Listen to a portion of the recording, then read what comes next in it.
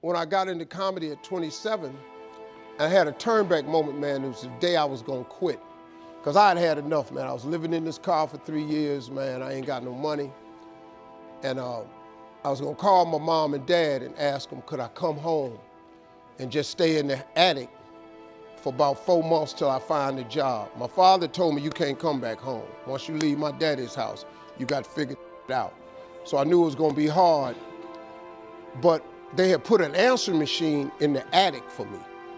And so I was bathing in a hotel in Pensacola, Florida. And the way I used to bathe was, I used to go to hotels that had those bathroom doors that went floor to ceiling. I would go to real fancy, like Ritz-Carltons and stuff like that, because they had linen towels wrapped up in a basket. And I would take a bunch of them and run hot water on them, and I'd take them in the stall and shut the door, and I'd take my bag and I'd soap up.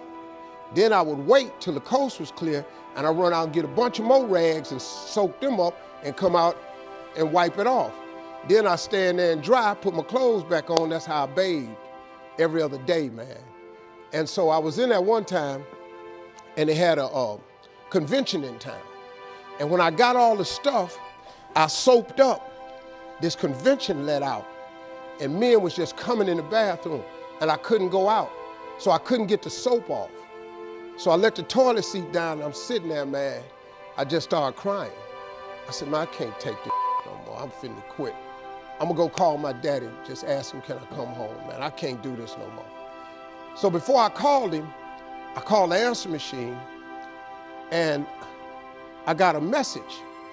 And it said, Steve Harvey, this is Chuck Sutton from Showtime at the Apollo. We saw a tape of you. If you would come to New York Sunday night, this was a Thursday, come to Sunday night, we're gonna put you on TV, Showtime at the Apollo. Put me on TV, that was my dream. But I had a problem. I had $25, and I couldn't get to New York. How was I gonna get to New York with $25? So I said, man, I went back in my car, and I'm crying again. I said, man, God, I finally get a shot to get on TV, and then I can't even go. I said, how could you do this to me? You know, I'm 30-something now, man. I've been waiting my whole life, and you get me here? So I said, man, let me call this machine back and just see if he said this Sunday. And I called it back, and it said, Steve, this is Chuck Sutton from Showtime at the Apollo. We saw a tape. We have an opening for you Sunday. If you could get here, give me a call, let me know. We'd love to put you on TV. I said, so I got ready to hang up, and I heard, boop, you have another message.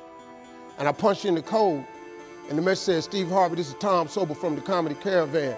I don't know where you are now, but I have a gig available for you in Jacksonville, Florida, to pay you $150 Friday night. If you can make the gig, let me know. I'm in Pensacola. So I called Tom Sobel.